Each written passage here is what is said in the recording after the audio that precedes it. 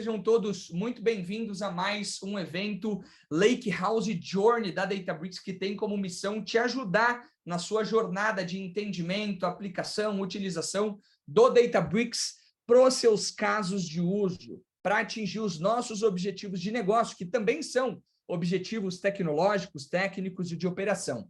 Dessa vez a gente vai discutir um pouquinho, aprender um pouquinho com os Vítors, como fazer uma otimização de preço. A pedido do Vitor Cruz, ele falou, pô, você vai ter os dois Vítors, faça uma piada com os nossos nomes, né? Então, ele pediu para que eu chamasse eles de vitoriosos. Então, a gente vai ter a oportunidade de ouvir os vitoriosos da Databricks falando um pouquinho sobre como fazer otimização de preço dentro do Databricks Lakehouse. Relembrando, nós estamos em uma jornada desde setembro até janeiro. A gente falou muito sobre otimização, né, de campanhas de marketing ou como provar retorno de investimento. A gente falou sobre otimização de inventário, a gente falou sobre otimização de tanta coisa, de engenharia, de análise de dados, de churn, e todos esses conteúdos estão disponíveis no nosso canal do YouTube, que eu vou compartilhar aqui também para que vocês possam acessar. No final do dia, pessoal,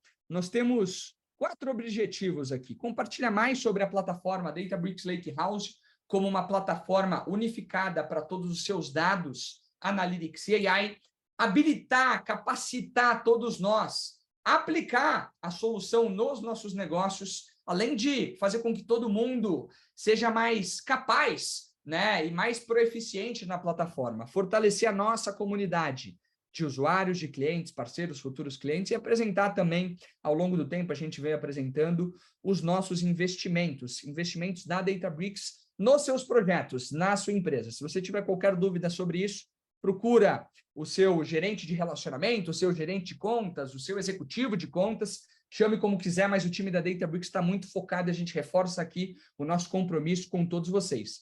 Dia 24 teremos uma sessão também, estamos definindo o tema, a gente quer ouvir vocês. Fiquem à vontade, pessoal, para compartilhar no chat. O que você gostaria de ouvir, né, numa próxima sessão? A gente deixou em aberto de propósito para ouvir o feedback de vocês. O que vocês gostariam de ouvir? Pode ser um caso de uso, pode ser, enfim, um desafio específico. É legal compartilhar aqui com a gente. Um outro pedido é, no final, nós teremos um Q&A. Usem o Q&A, botão QEA aqui embaixo no Zoom, e vocês também podem usar o botão reação. Então, pô, aqui é mais unilateral, né? Então vai estar o Vitor, vai estar os Vítors falando, e vocês não vão estar falando, somente usando o chat. Mas vocês podem usar o botão reações também para deixar suas reações. Gostou? Vai lá, manda um coraçãozinho para o Vitor, vai lá, bate uma palminha, assim o pessoal fica mais engajado, tá bom? Queria aproveitar a oportunidade para passar o tempo para os nossos especialistas, nossos arquitetos de solução, Vitor Cruz e Vitor Rodrigues. Queria agradecer demais o tempo de vocês, a parceria, e vou passar aqui agora para que a gente já comece o nosso bate-papo. Obrigado. Show de bola. Vitinho, vai lá, se apresenta você primeiro, depois na sequência eu me apresento. Bom, como o Flavinho já apresentou, né, sou aqui do time de arquitetura de soluções da Databricks, né, e nosso objetivo basicamente é apoiar os nossos clientes com dúvidas técnicas, questões de arquitetura, né, tudo que surge ali no dia a dia. Legal, valeu, Vitinho. Bom, boa tarde a todos. Eu vou compartilhar minha tela aqui. Peço que vocês deem um joinha quando vocês estiverem vendo a minha tela, que aí eu vou acompanhando aqui através das reações, se vocês estão vendo tudo certinho ou não. Show de bola, chuva de joinhas, obrigado.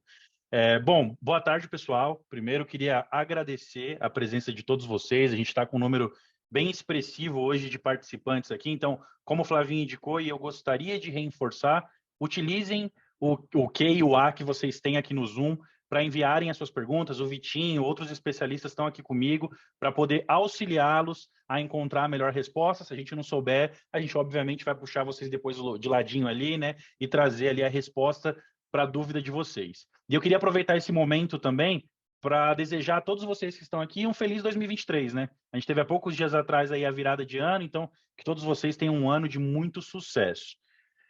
A primeira pergunta que eu faço, eu queria direcionar para vocês, e não tenham vergonha de usar a reação, né? Existe aqui nessa chamada hoje alguém que não conhece a Databricks? Fala assim, Vitor, não sei se é de comer, de passar no cabelo. Cara, se tiver, manda um joinha. para eu saber, ou qualquer outra reação, só para eu saber aqui que você não sabe o que é Databricks. Legal, legal. Tem uma galerinha aqui que de fato não conhece Databricks. Então, o que é a plataforma Databricks, né? Quando falam de Databricks Lakehouse, o que essas pessoas estão querendo falar ou trazer de informação para a gente, né? A plataforma Databricks, ela consegue fornecer aos seus usuários um conjunto unificado de ferramentas que tem como objetivo criar, implantar, compartilhar e manter as soluções de dados de nível empresarial em escala.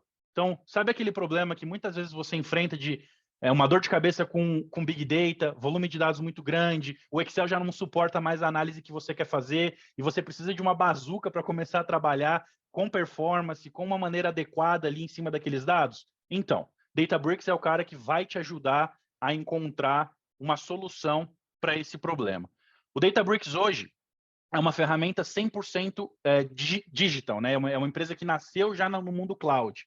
É um software, é uma ferramenta simples, então a gente tem essa questão da unificação que eu comentei, com diferentes papéis de pessoas que podem estar ali utilizando o Databricks. Então, o engenheiro de dados, o cara que vai mexer com streaming, o arquiteto de dados, o cientista de dados, o engenheiro de machine learning, o cara de BI. Então, você tem diferentes papéis e pessoas aqui que podem utilizar a plataforma e ela em um único lugar.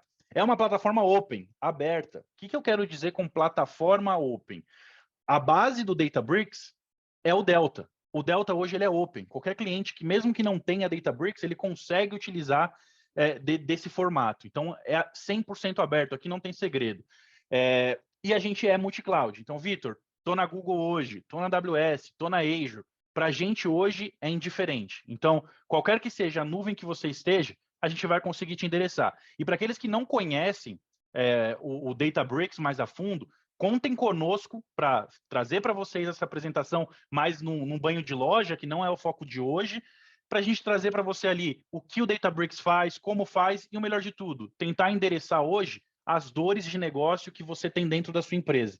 Pode ser que com o Databricks você consiga resolver e vai ser um prazer meu, do Vitinho que está aqui comigo, do Flavinho, ajudá-los a alcançar o sucesso nessa tarefa. Perdão, passei mais slides do que deveria, né? Vamos lá, agenda. Qual é a agenda que eu propus para hoje e queria até saber o tão quanto vocês estão engajados nisso, né? Então, o primeiro tópico que eu vou abordar é o que é série temporal. Queria agora a reação de vocês para saber assim, tem alguém aqui que trabalha com isso, coloca a mão nesse Analytics, cria modelos, ou precisa mexer com série temporal de alguma maneira no dia a dia? Legal, tem algumas pessoas aqui. Minha ideia principal é colocar todo mundo primeiro num mesmo prato, né? Então, vamos entender o que é série temporal. Né? Putz, Vitor, é um temporal de chuva? Não tem nada a ver com isso, mas eu vou trazer para vocês aqui o que é série temporal na prática e como a gente trabalha com dados temporais, ou seja, que seguem uma linha do tempo. Depois, vamos entender um pouquinho, dentro de uma arquitetura de referência, como a gente pode endereçar problemas de série temporais utilizando uma arquitetura de referência que a Databricks desenha ali e olha para os seus clientes. E, por fim, entrar, né? Aí sim, chega de PPT, abrir o capô do carro, entrar numa demonstração e passar também pelo que são os aceleradores Databricks. Então, o primeiro tema que eu trago, né, e seguindo a nossa agenda, é o que é uma série temporal. E eu acho que fica bem explícito aqui na minha apresentação, né? Uma série temporal, e eu vou ler junto com vocês, tá bom? É uma coleção de observações feitas sequencialmente ao longo do tempo. E aí aqui eu trago uma diferença para a gente entender na prática o que é série temporal, né? Em modelos de regressão linear, os dados seguem ali, a ordem das observações ela é irrelevante para a análise. Enquanto quando a gente vai fazer uma análise temporal, uma análise de uma série temporal, a ordem dos dados é fundamental. Vitor, o que são essas ordens dos dados que a gente tanto está falando aqui? É a linha do tempo. Sabe aquela variável que você tem lá no seu conjunto de dados, onde você tem ano, mês e dia, e muitas vezes espaço você tem um tempo mesmo, por exemplo, 17 horas, 16 minutos e tantos segundos. Então, isso a gente chama de timestamp, né? Uma medida de tempo. Então, isso provavelmente é uma tabela que você tem dentro ali do seu universo de dados que segue uma série temporal. E quando a gente olha para uma série temporal, a aplicação dela mais comum que a gente tem é o que a gente chama de previsão temporal. Não é o assunto de hoje, por mais que tenha uma relevância muito grande, a gente vá correlacionar ao longo da minha apresentação. a previsão temporal ela tem como objetivo prever valores futuros. Então, imagine aqui comigo que eu vendo algodão doce e eu tenho meu histórico de dados por dia dos últimos 5 anos de eu vendendo algodão doce. Putz, quero agora prever para o meu ano de 2023 como vão ser as minhas vendas. Eu vou ter sazonalidade, eu vou ter tendências. Como que eu vou prever aqui a quantidade, por exemplo, de insumo que eu vou ter que comprar para prover lá na frente o algodão doce para os meus clientes? Então, isso é a previsão temporal, ou forecast, como as pessoas comumente chamam também. Então, é a gente pegar um histórico de dados e conseguir analisar esses dados prevendo ali valores potenciais que eu tenha no meu futuro. Existem N maneiras da gente fazer isso, tá? Pode ser simples, como eu falei aqui, mas pode ser também com o acréscimo de informações externas. Então, imagina que eu, Vitor, moro na praia. A praia tem o verão, mas tem o inverno. No inverno, provavelmente, eu não vou vender tanto algodão doce igual eu vendo no verão. Então, isso são informações externas que eu posso adicionar no meu dataset, no meu conjunto de dados, e tornar o meu modelo mais performático, né? Um modelo que interpreta melhor os meus dados e os resultados que ele vai me dar.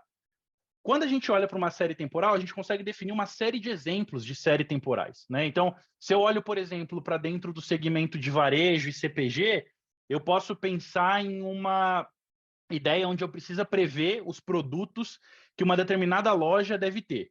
Só que, vejam comigo, esse é um problema que ele pode se tornar muito cabeludo, porque imagina que existam dentro de um cliente X várias lojas em várias regiões do Brasil.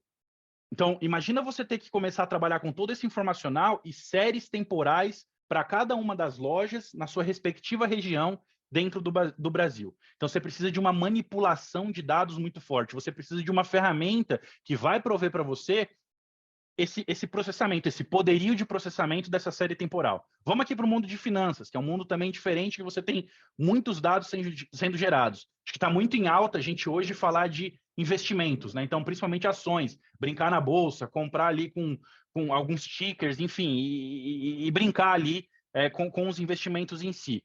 Imagina do lado do broker, ou seja, do lado do corretor, então, uma XP, uma Clear, entre outras tantas que tem no mercado, o tanto de insumo que está sendo gerado do lado deles. Uma ação é fácil, talvez, a gente começar e poder trabalhar com forecast, mas imagina todos os tickers que existem hoje dentro da bolsa, com os bids e os ESCs lá que acontecem vários por segundo, e você tendo que analisar tudo isso. Quantas séries temporais você não tem? Como que você faz, né? Porque o processamento ele precisa ser potente, eu preciso ter performance, eu preciso ter uma máquina que me suporte a executar isso.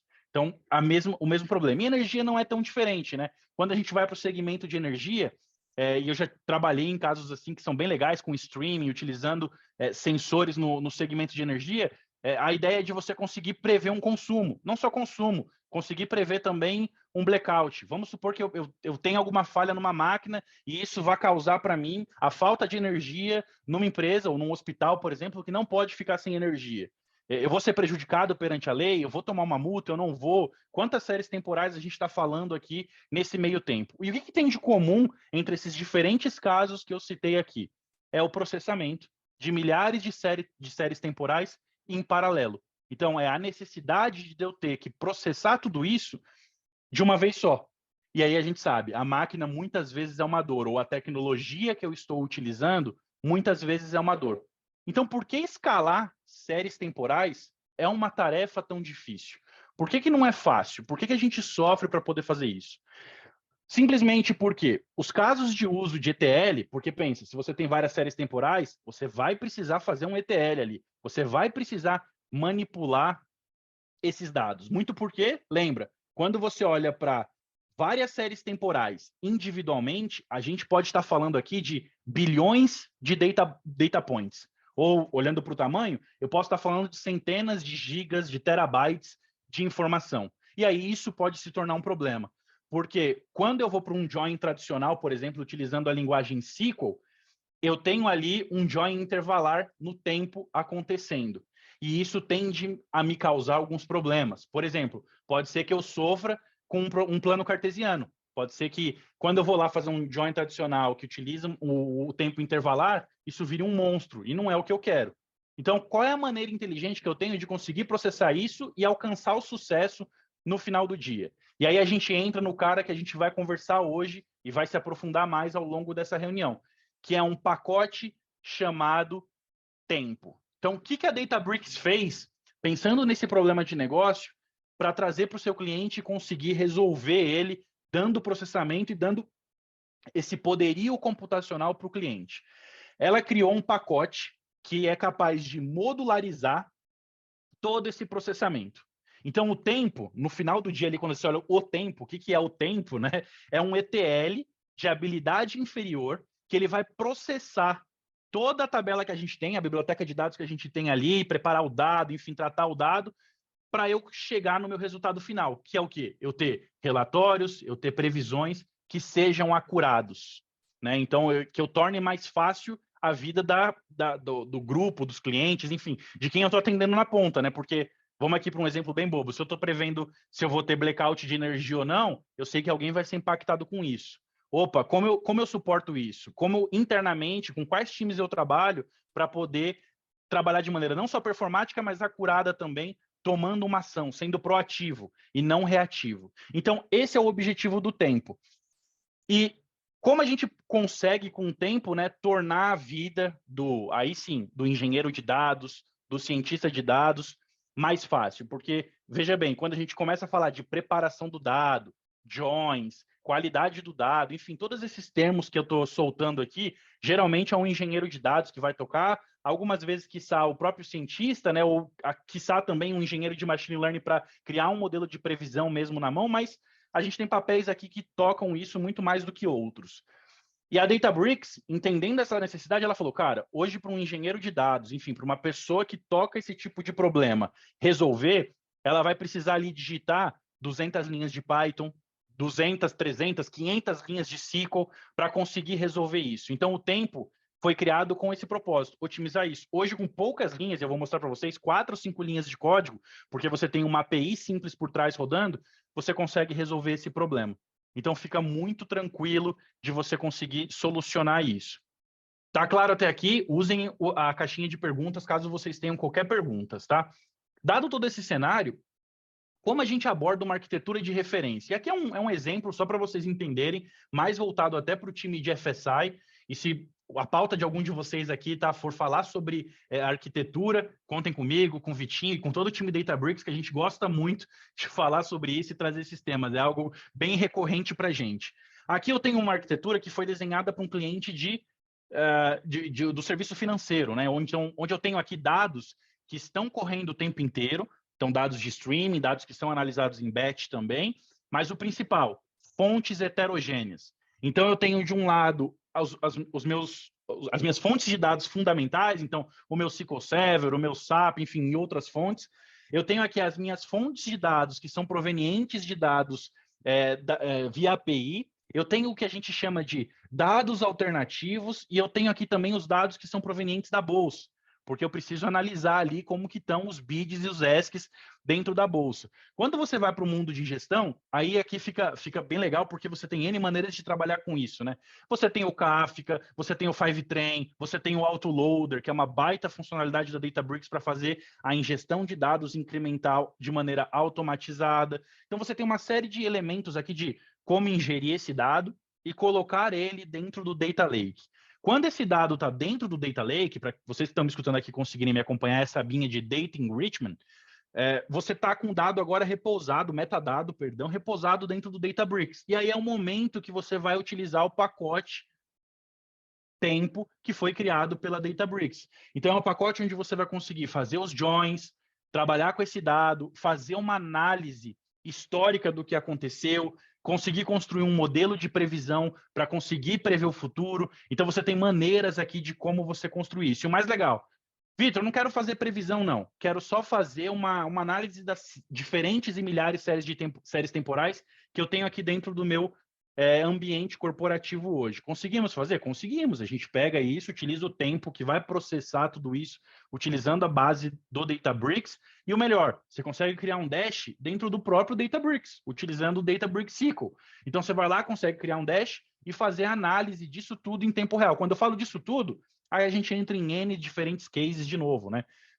Eu posso estar no final postando um dashboard onde eu tenho o meu maquinário de energia e eu estou preocupado em fazer a manutenção de maneira proativa e não reativa, ou seja, eu não quero esperar a máquina quebrar para tomar uma ação. Eu quero saber quando ela vai estar prestes a quebrar para já consertar e a vida longa da minha máquina se manter por maior tempo, eu não sofrer com tanto tempo de pausa, né? Porque quando é surpresa e é reativo, você toma um susto e N maneiras, e você consegue colocar tudo isso dentro de um dashboard. A mesma coisa, a melhoria de preço, que inclusive é o tema da nossa pauta hoje, né? Então, como eu consigo medir a qualidade da execução do corretor com base na quantidade de melhoria de preço? Então, imagina, um broker, a gente falou aqui, né? Quantos dados estão rodando e estão sendo ingeridos ali por segundo? Como que eu sei se eu estou salvando dinheiro ou estou perdendo baseado no meu bid de compra? Então, como que eu consigo fazer essa análise? E aí você tem N outros casos aqui, né? Você tem detecção de anomalias, você tem previsão de volatilidade, você tem fraude, detecções de fraude que podem ser feitas em tempo real, você tem forecast para inventário, você tem backtesting. Eu acho que esse tema de série temporal, ele encaixa em muitos cenários dentro do nosso mercado. Eu tenho certeza que dentro do cenário de vocês, com certeza vocês conseguem encaixar análise de séries temporais também, pelo menos algum caso de negócio dentro da empresa que vocês fazem parte. E o que a Databricks ela faz para os seus clientes, não só os seus clientes, tá? Para o mercado, porque isso é aberto para qualquer pessoa, em prol de ajudá-los a resolver determinados problemas de negócio. A gente cria o que a gente chama de aceleradores. Vitinho, se você até puder compartilhar no chat para todos o link dos aceleradores, eu agradeço. Os aceleradores são soluções que foram criadas pelos nossos especialistas, pelos nossos desenvolvedores, para conseguirem resolver os casos de uso que são mais comuns nas diferentes indústrias que fazem parte do nosso mundo hoje. Então, você vai ter financial service, varejo, você vai ter manufatura, healthcare, enfim, todos esses diferentes pilares você vai ter lá dentro com os problemas mais comuns que eles enfrentam no dia a dia deles. E aí, o que foi feito com isso? Opa, eu sei que esse problema aqui, por exemplo, demand forecasting, ou seja, fazer a previsão de demanda da minha empresa, é um problema que é muito recorrente dentro do segmento de varejo, por exemplo. Como que eu faço para poder resolver esse problema? E aí, por exemplo, a Databricks tem um acelerador para esse caso.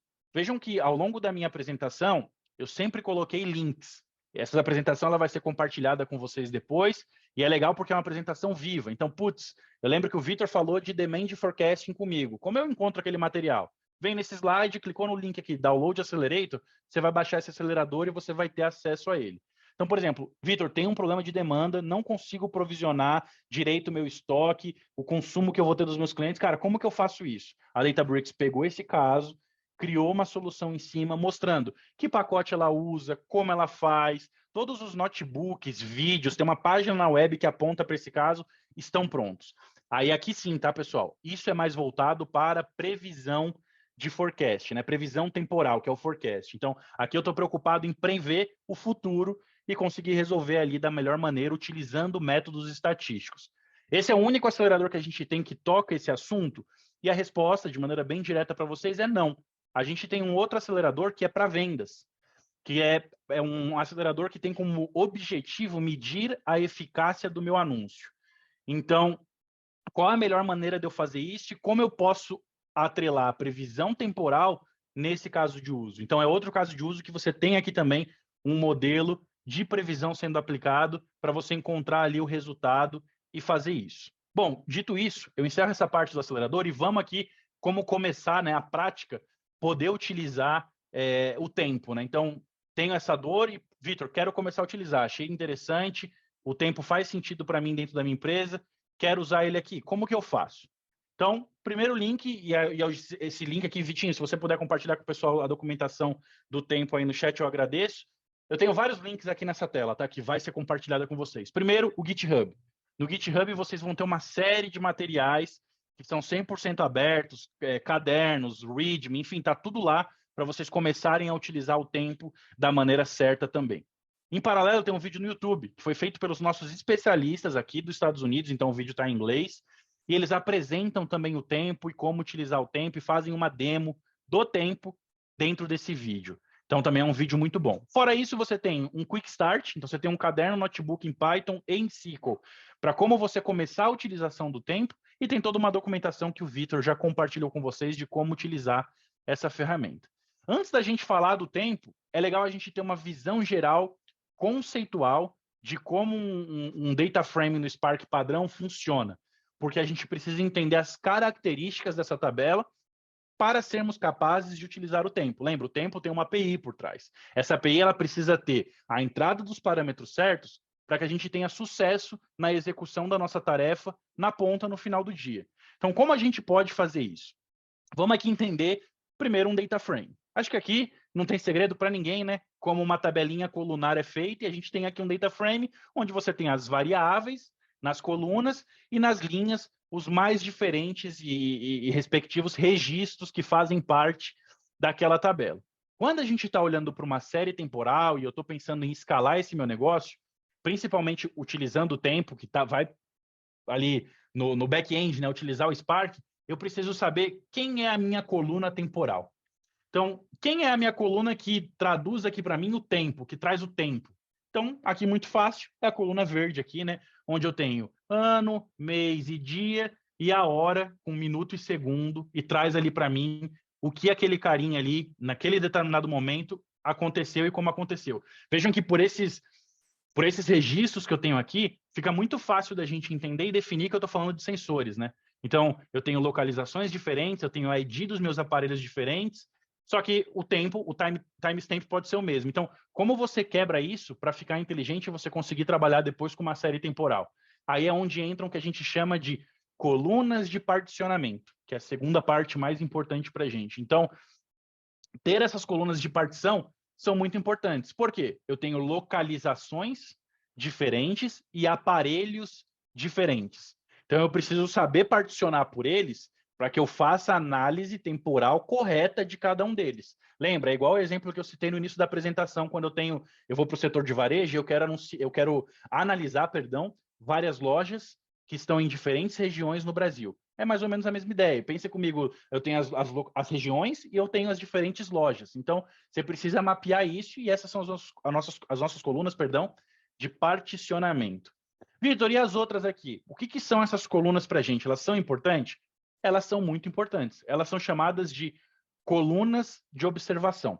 Veja que agora, do meu lado esquerdo aqui, eu tenho o que a gente chama de colunas estruturais, né? Então, recapitulando. Com as colunas estruturais, você vai separar o timestamp e o grupo, entre aspas, né, que você está analisando ali dos dados. Só que você precisa do informacional, né? Porque, beleza, tem o tempo, tem o device, enfim, a loja que eu estou analisando, mas cadê o informacional de quanto eu estou vendendo ou de a métrica que esse sensor está trazendo para mim? Aí vem nessas colunas que a gente chama de colunas de observação. Essas colunas observacionais que estão aqui, você pode ter N diferentes informações aqui. E se vocês observarem bem, eu tenho colunas que são caractere e colunas que são numéricas. Obviamente, quando eu olho para as colunas numéricas ou colunas de medida, são as colunas que são mais importantes para a gente, né? E por quê? Por que as colunas de medidas elas são mais importantes? Porque são as colunas que a gente vai conseguir aplicar as estatísticas, a gente vai conseguir fazer um analytics em cima para conseguir entender no maior nível de profundidade o que está acontecendo com os meus dados. Então, essas variáveis elas acabam sendo bem mais importantes do que as variáveis de caractere. Então, beleza. Dito isso, entendida a estrutura do data frame, que nomenclatura ou que statement eu vou usar no momento que eu estiver no meu caderno? E aí aqui é onde o tempo começa a ficar interessante. Quando a gente trabalha primeiro com Databricks, a gente sempre está trabalhando com uma camada de metadados. Quando a gente traz o TSDF, que é o Time Series Data Frame, a gente vai adicionar metadados adicionais. Quem são esses? Essas são as minhas colunas estruturais e as minhas colunas de observação. Como a gente faz isso na prática, escrevendo um código? Aí vocês conseguem acompanhar no cantinho direito aqui. Você vai definir um objeto e vai chamar o data frame. O data frame vai apontar para uma tabela, você vai falar para essa tabela qual é, na verdade, né, a sua coluna de série temporal, se você tem colunas de partição ou não, e, por fim, as colunas de observação, caso você tenha, você cita aqui também dentro do código. Então, é assim que a gente cria o time frame, olhando para uma série temporal dentro do tempo.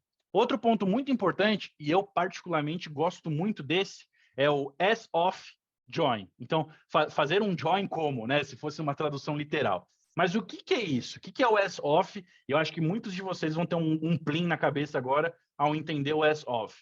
É uma junção que vai criar uma cópia do conjunto de dados A. Então, imagina, você tem um conjunto de dados A. Eu crio uma cópia desse dado. E eu vou enriquecer essa minha cópia de dados do conjunto A com os dados mais recentes que eu tenho de um conjunto de dados B, só que levando em consideração o timestamp que eu tenho no conjunto A.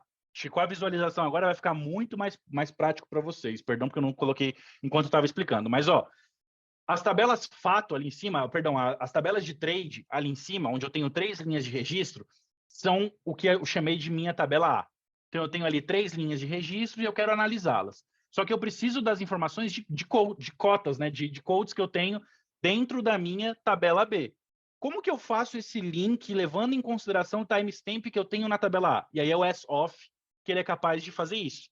Então, ele consegue, de maneira lógica, tá? Esse é o data flow lógico e é válido mencionar isso, porque o resultado que você vai ter no final é o lá da ponta. Ele vai pegar isso, vai fazer um append e depois ele vai me retornar o resultado final, trazendo o bid e o ask, que são da minha tabela da direita, levando em consideração o meu timestamp da tabela A.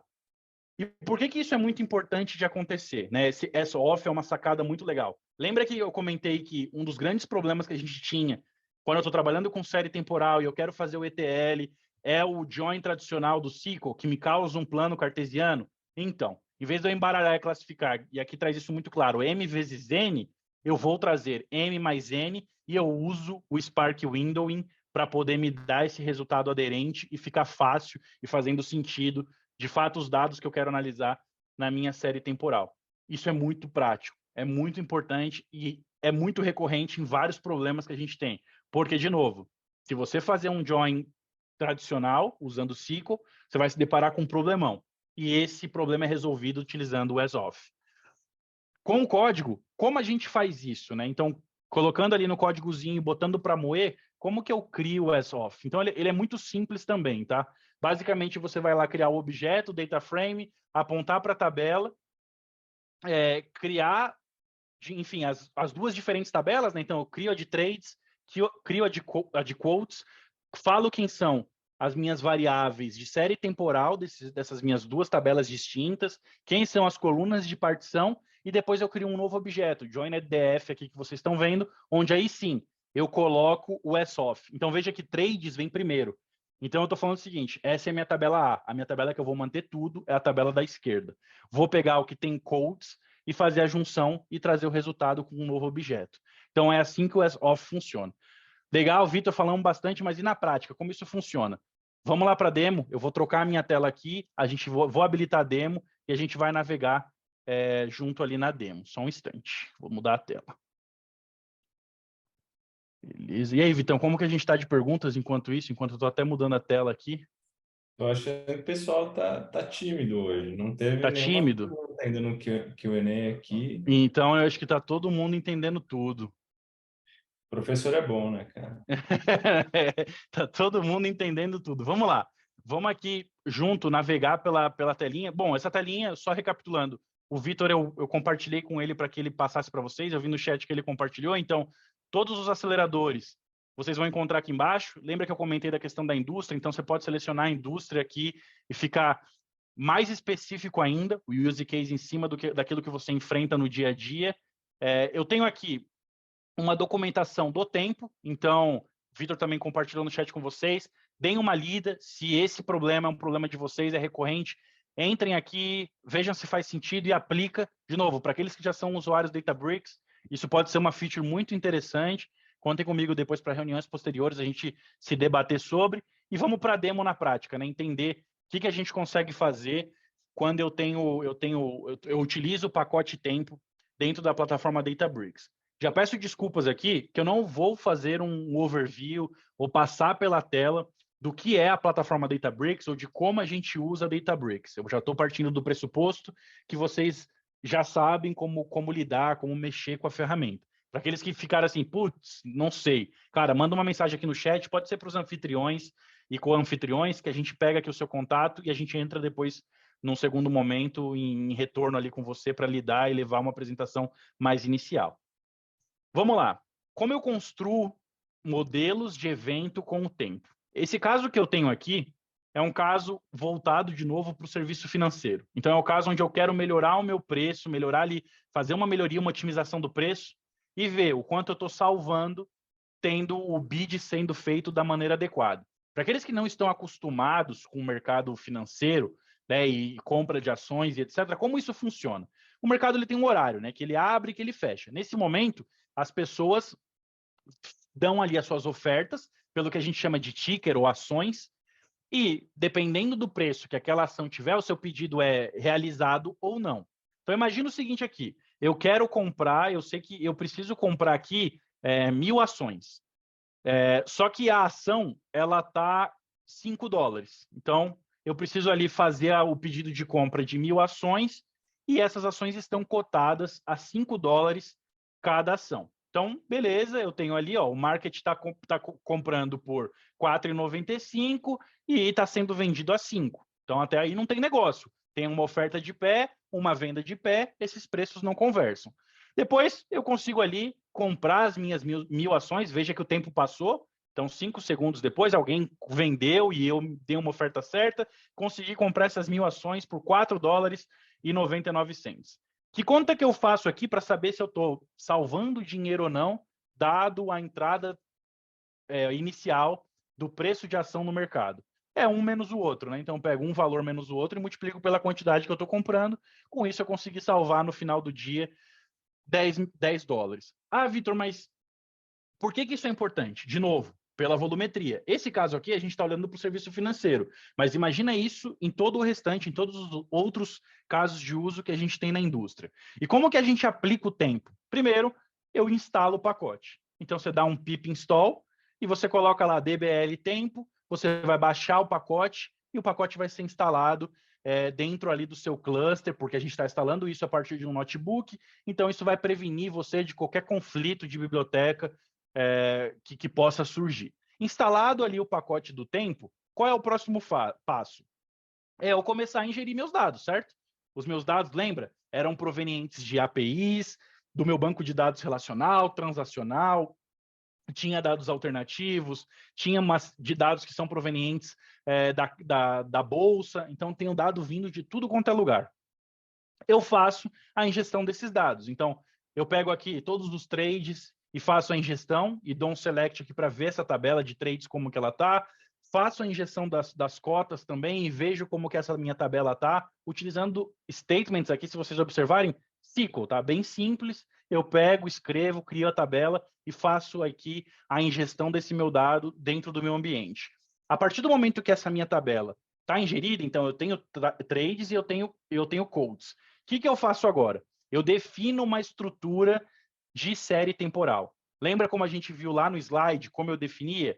Então, é basicamente isso que eu estou fazendo aqui. Então, eu pego aqui, ó, crio o meu objeto, onde eu estou criando a minha tabela aqui, chamada Trades TSDF, pegando a minha tabela TradesDF, que foi aqui citada em cima, e colocando aqui o melhor de tudo. Quem são, as minhas colunas de partição e quem é a minha coluna temporal. Então, se você vê, até subindo para fazer sentido, eu estou falando o seguinte, a minha coluna temporal é uma coluna que chama Events TS. Se você ver, está aqui, ó, Events TS. Essa é a minha coluna temporal. E quem são as minhas colunas de partição? Opa, data e símbolo. Então, você tem aqui símbolo, que basicamente é o tickerzinho daquela ação que eu tenho, e a data. O que seriam essas três outras que estão aqui? Lembra lá da apresentação que a gente viu? As colunas de observação. Então, o nosso data frame está criado. Eu uso aqui um display dentro da tabela que eu acabei de criar, TSDF, então Time Series Data Frame, e vou lá, a minha tabelinha está criada. A partir daí, a gente começa a fazer uma análise legal, né? Porque agora você tem todos os dados que foram ingeridos dentro do seu Databricks. Muitas vezes, você não quer dar um select ou criar um gráfico em cima de todos os dados que você tem. Então, o ideal é o quê? Eu trabalhar com uma reamostragem. Então, eu posso pegar a minha tabela e selecionar, por exemplo, um ticker específico. Então, eu venho aqui e vou pegar Roku. Roku é muito famoso, né? Aquele aparelhinho de televisão que você pluga e ele faz o streaming de canais online ali, utilizando a internet. Então, enfim, seleciono um ticker qualquer e faço a análise desse cara. E crio um resample aqui, né? O resample, você pode definir a frequência, tá vendo? Aqui está minutos, mas ele poderia ser segundos, ele poderia ser horas, ele poderia ser dias, ele poderia ser meses. Tudo depende de como os seus dados estão agregados e como você vai fazer a análise deles. E a função que eu estou utilizando aqui é floor, ou seja, cara, qual é o preço mais baixo daquela ação naquele instante de tempo que eu estou analisando. Feita essa reamostragem, eu crio aqui um gráfico e esse meu gráfico me traz, na data que eu selecionei aqui, 31 de agosto, o valor da ação.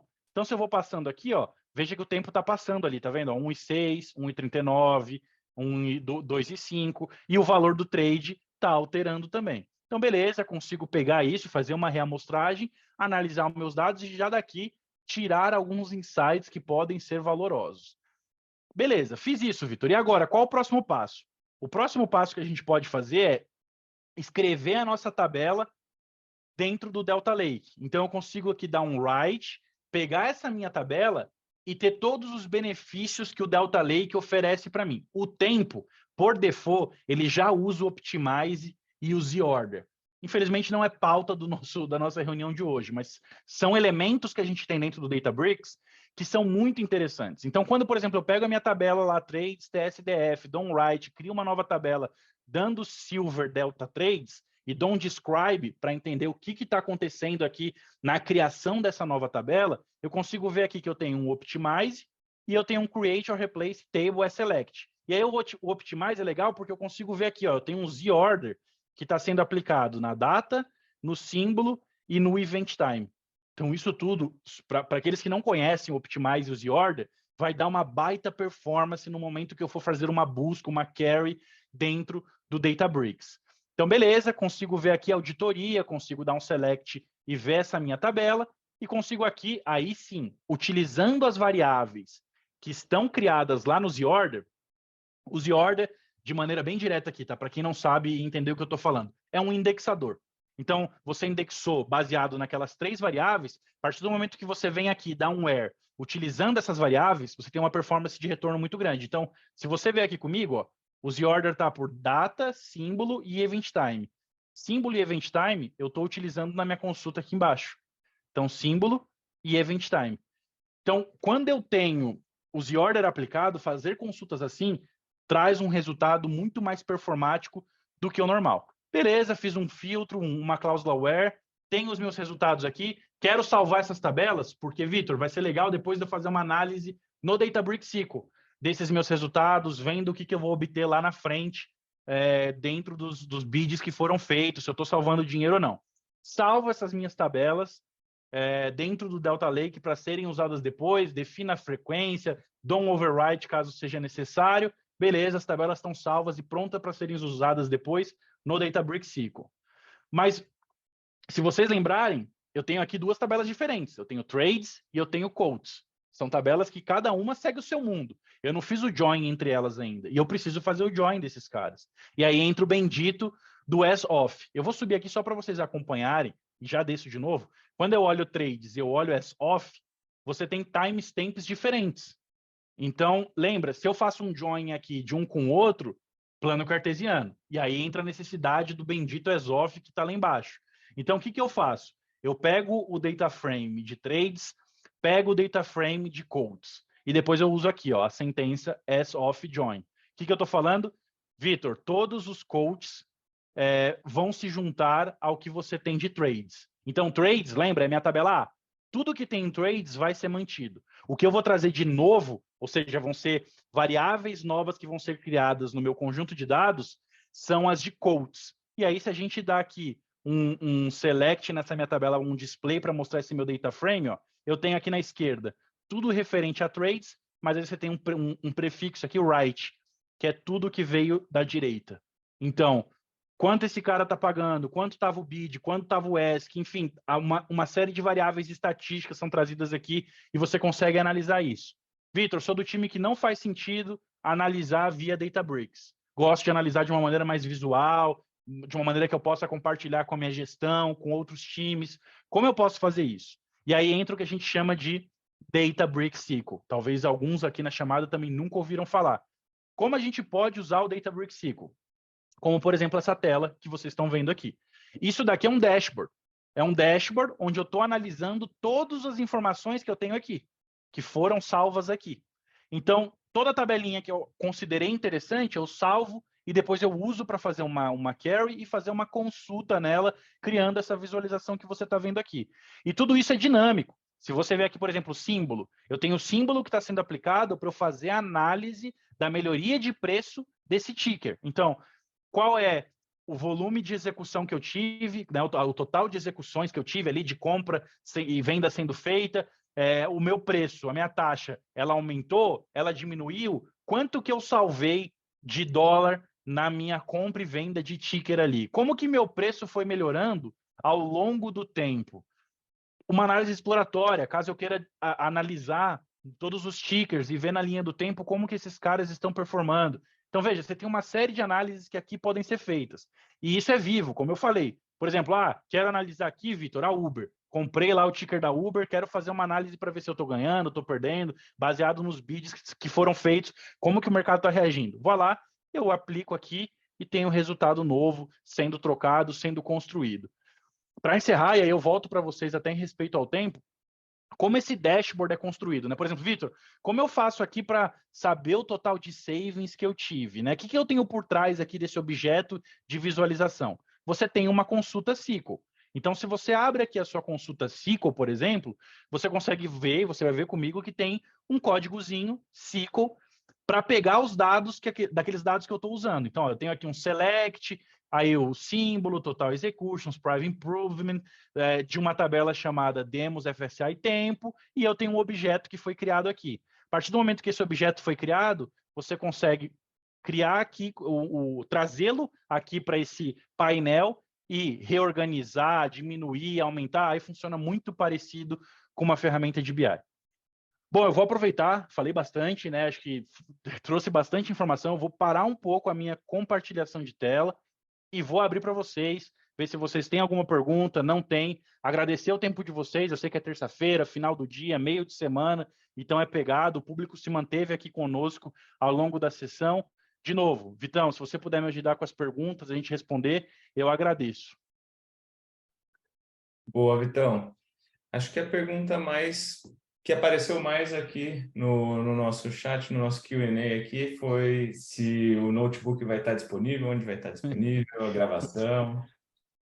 Vai sim, pessoal. Vai lá, Flavinho. Gravação você sabe onde vai estar. Eu só ia falar sobre a gravação, Vitão, e aí eu vou talvez até pedir para você colocar esses conteúdos adicionais lá no nosso grupo do LinkedIn. Acabei de fazer um post aqui, um comentário no chat, tá bom? Inclusive fiz uma foto ali dos Vitors aqui. Então, a gente vai deixar GitHub, informações de notebook nos comentários deste post e a apresentação, a gravação em si estará disponível no nosso canal do YouTube nos próximos dias. Eu também estou colocando aqui no chat, tá bom? O link do nosso YouTube, mas também deixarei lá no nosso comentário do grupo do LinkedIn, tá bom? Faz sentido, Vitor? Dá para ser dessa forma? Faz sentido. No post? Coloco lá agora mesmo todos os links para que as pessoas tenham acesso. Show de bola. Vitinho, aproveitando que a gente tem 5 minutos, né? Acho que uma das perguntas que veio para cá era a questão até de otimização dos dados, né? Então, você falou ali de Z-ordering, e o pessoal estava perguntando o que mais, além disso, dá para a gente aplicar para otimizar as tabelas, né? Até, se possível, combinar particionamento e tudo mais. Então, legal, esse é um bom ponto. A gente tem algumas melhores práticas em relação a isso, né? Primeira delas, partição. Eu sei que é um tema quente e muitas vezes o usuário fica desesperado para particionar o dado, né?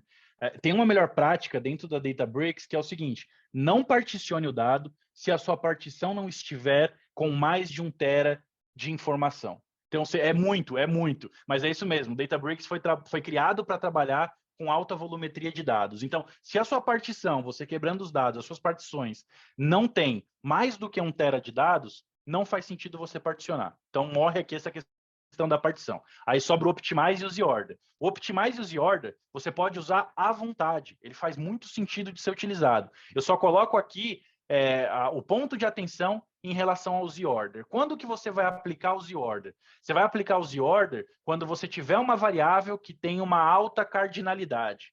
O que eu quero dizer com alta cardinalidade? Imagina que você tem aqui uma variável que a resposta lá dela, o conteúdo dela é sim ou não. Sim ou não é uma alta cardinalidade. Então, não é uma variável que você aplicaria o Z-Order. Aí, por exemplo, você tem uma variável ID. ID é uma variável interessante. Pode, talvez, ser ali uma variável escolhida para fazer parte do seu Z-Order. Então, você tem que tomar só esse ponto de atenção. E você trabalhando bem esses dois caras, eu acho que você já vai ter uma melhoria na performance muito grande ali no seu dia a dia. Vitinho, se quiser complementar, fica à vontade. Não, acho que você respondeu bem, então. É justamente isso, né? Normalmente a gente recomenda, ou partes a gente recomenda começar com Z-Ordering somente caso, após o que ainda precisa de alguma otimização, você pode testar o particionamento. Então, acho que Legal. é isso. E aí eu estou vendo uma pergunta aqui que eu particularmente achei bem legal, do Luiz, falando assim, eu posso exportar esses resultados para uma outra ferramenta de dashboard?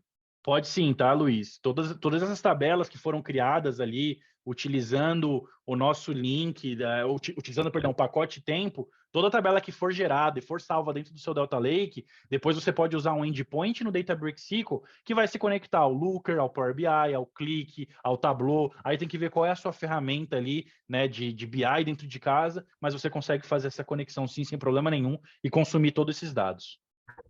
E inclusive, até o que alguns clientes têm feito, né?